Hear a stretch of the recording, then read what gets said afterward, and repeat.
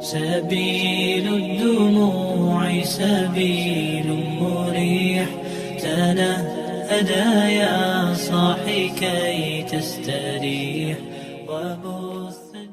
Bapa di saf pertama sudah bertahun-tahun menjaga. Dia cinta saf pertama.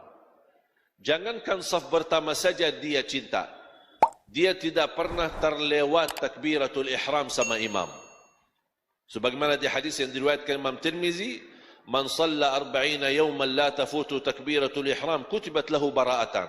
Barang siapa yang salat 40 hari tidak terlepas takbiratul ihram, tidak tertinggal. Imam Allahu Akbar, dia sudah standby Allahu Akbar. Selama berapa hari? 40 hari.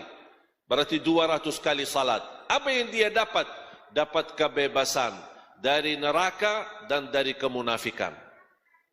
Dan hal ini orang munafik tidak bisa. Makanya saya suruh mendorong jamaah, kalau mau tahu dirinya mukmin atau munafik, kira-kira gimana posisinya salat.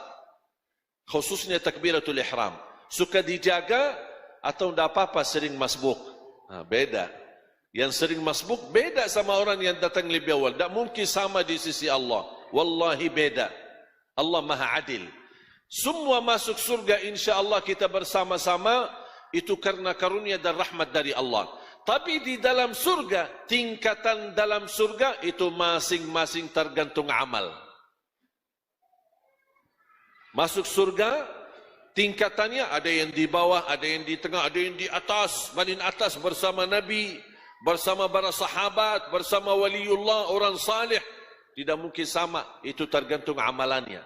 Sejauh mana yang tahajud, sunnah qabliyah ba'diyah, salat duha, puasa Senin Kamis, menjaga bacaan Al-Quran, tidak mungkin sama orang yang malas. Walaupun sama-sama masuk surga, kalau Allah berikan karunia dua-duanya masuk surga, tapi ada yang masuk surga tapi mampir dulu. Mau enggak mampir dulu?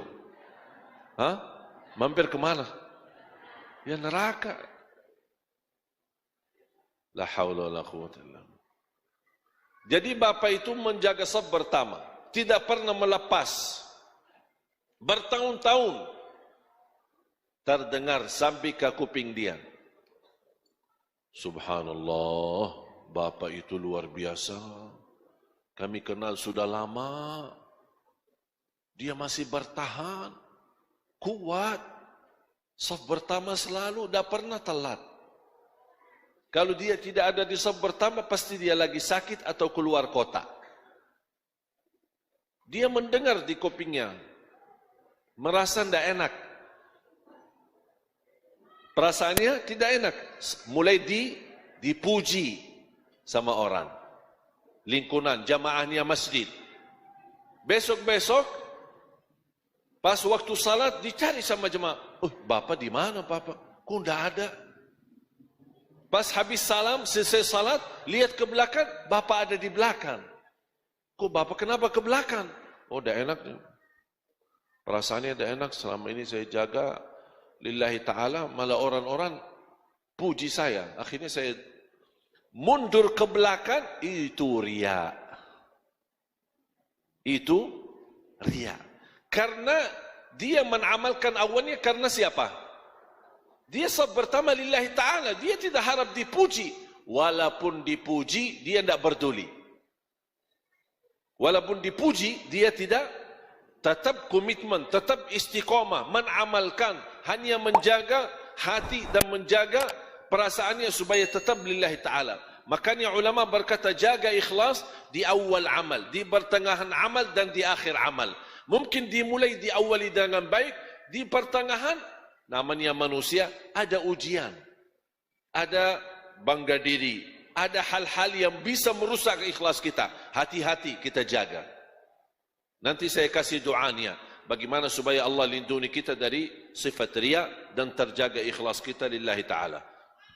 Jadi ketika bapa mundur di saf belakang karena dipuji, dia meninggalkan kebaikan.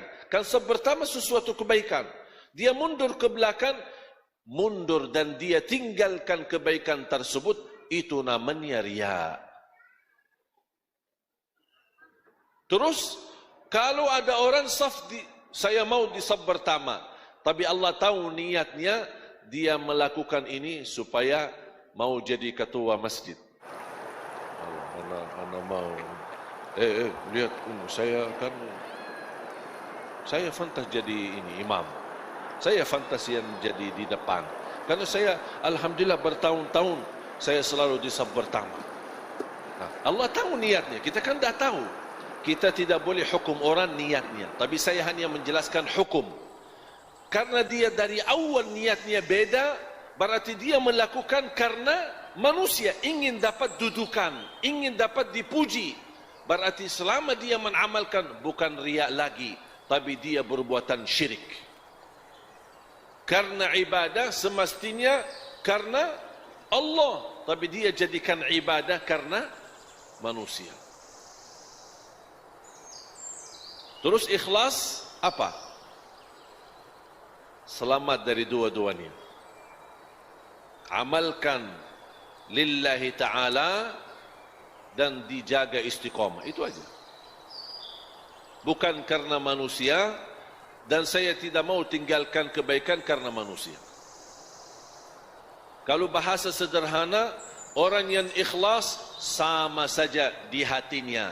Dipuji, tidak dipuji, disukai, disenangi, tidak disenangi, tidak dihina, dicaci maki, sama aja. Kalau dia dipuji,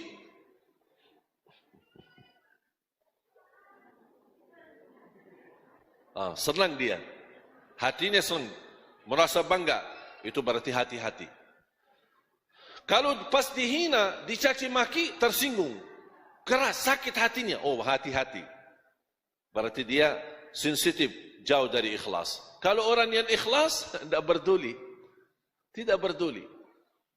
Yang hanya dia pedulikan adalah Allah senang. Kalau Allah senang, aku tidak peduli. Makanya ketika ada orang bertanya kemarin, aku suka berbuat kebaikan. Tapi kenapa teman-teman saya menilai perbuatan saya salah?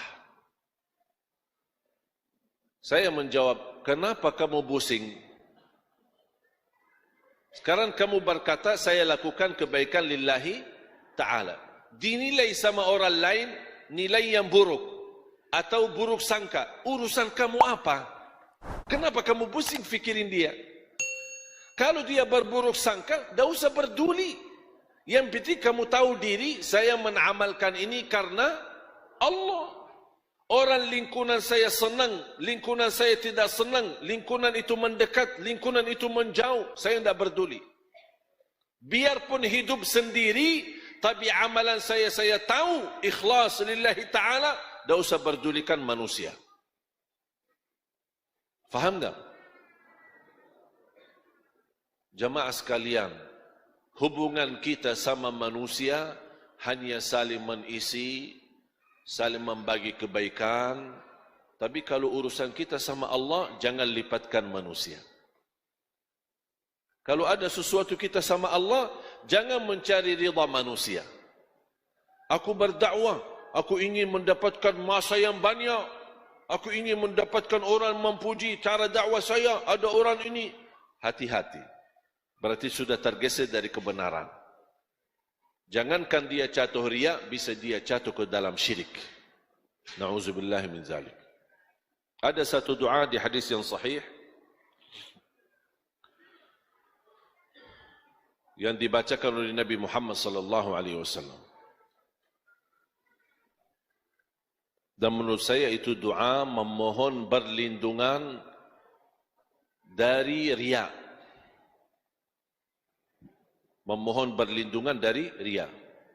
Allahumma inni a'udzu bika an usyrika bika syai'an wa ana a'lam wa astaghfiruka lima la a'lam. Allahumma, coba sama-sama. Allahumma inni a'udzu bika an usyrika bika syai'an wa ana a'lam wa astaghfiruka lima la a'lam. Ya Allah, aku berlindung kepadamu dari segala perbuatan syirik yang saya tahu, dan aku istighfar dan memohon ampun dari perbuatan yang saya tidak tahu. Yang dimaksud apa? Berlindung kepada Allah dari perbuatan yang bisa menjatuhkan saya dengan sengaja kepada syirik, atau bisa menjatuhkan saya tidak sengaja dengan syirik. Aku berlindung kepada Allah dari perbuatan syirik yang sengaja atau tidak sengaja. Apalagi hal-hal yang tidak sengaja. Kalau yang sengaja, insya Allah kita memohon berlindungan, dan insya Allah kita orang mukmin tidak mau sengaja-sengaja dengan sungguh-sungguh kita melakukan syirik. Tidak ada orang mukmin sengaja melakukan syirik. Tapi kita memohon berlindungan. Tapi yang sering terjadi adalah sering kita jatuh dalam syirik, jatuh dalam riya, tapi kita tidak tahu, tidak sadar itu riya. Kita tidak sadar itu syirik.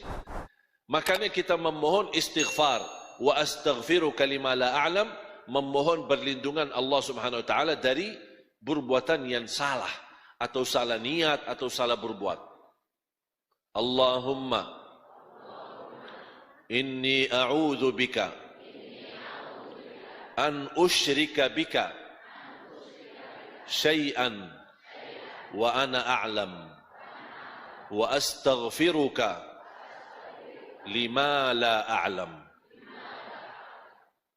Bisa sebenarnya cari di Google doa berlindungan dari syirik. InsyaAllah keluar hadisnya, riwayatnya, mudah-mudahan bermanfaat. Doa ya muqallibal qulub, tsabbit qalbi ala dinik, yang membola-balik hati, tetapkan hatiku atas agamamu. Ini doa termasuk sangat bagus. Rasulullah SAW sering membaca dan dijaga di dalam salatnya, di dalam sujud. Dan doa dalam sujud kapan saja boleh. Sujud pertama, sujud kedua, sujud rakaat pertama, sujud rakaat kedua, sampai sujud terakhir, semuanya boleh. Selama bersujud, bebas berdoa. Tapi kenapa kebanyakan dia doa di sujud terakhir? Mungkin dia khawatir kalau sering doa di setiap sujud, nanti dia salah hitung rakaatnya. Ada orang pas dia bangun dari sujud karena panjang sujudnya, dia berdiri, aku di rakaat berapa ya? Nah, lupa.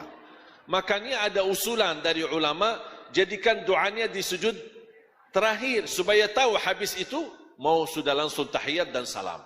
Tapi boleh enggak saya setiap sujud doa? Boleh. Rasulullah SAW bersabda, aqrab ma yakunul abdu ila rabbi wa huwa sajid. Sebagaimana hadis yang sahih, dekat posisi seorang hamba di sisi Allah, dekat sama Allah ketika dia dalam keadaan sujud. Fa'akthiru minad du'a, berbanyalah doa. Dan saya dorong jamaah untuk berbanyak doa dalam bahasa Arab. Tapi boleh enggak dalam bahasa Indonesia? Boleh. Dalam sujud, boleh dalam bahasa Indonesia. Kalau kita tidak mampu menghafal doa yang berbahasa Arab. Karena inti daripada doa adalah menggunakan bahasa yang kita fahami. Kalau saya mengerti, misal, ya muqallibal qulub, tsabbit qalbi ala dinik. Ini kan sudah banyak orang tahu. Berarti boleh pakai bahasa Arab karena sudah tahu maknanya. Contoh, Rabbana atina fid dunya hasanah wa fil akhirati hasanah wa qina adzaban nar. Ini kan bahasa Arab. Faham enggak artinya? Faham. Berarti boleh gunakan dalam sujud. Allahumma ighfir li wa liwalidayya warhamhuma kama rabbayani shaghira. Ini bahasa Arab, tapi saya sudah faham. Berarti boleh digunakan dalam sujud. Tapi ada hajat-hajat, ada curhat, ada ingin mengungkapkan sesuatu, ada masalah yang kita hadapi, tidak faham doa bahasa Arab sesuai hajat kita. boleh enggak saya gunakan bahasa Indonesia? Boleh gunakan bahasa Indonesia. Yang jelas, yang tidak boleh mengganti bahasa adalah tuntunan salatnya. Misal, Al-Fatihah, Subhana Rabbiyal Azim dalam ruku', Subhana Rabbiyal A'la dalam sujud, kemudian tahiyat, tidak boleh diganti bahasa. Tapi kalau sudah tunaikan kewajibannya tersebut, selebihnya anda bebas. Tapi saya lebih cenderung kepada doa berbahasa Arab. Kalau memang hafal dan bisa boleh.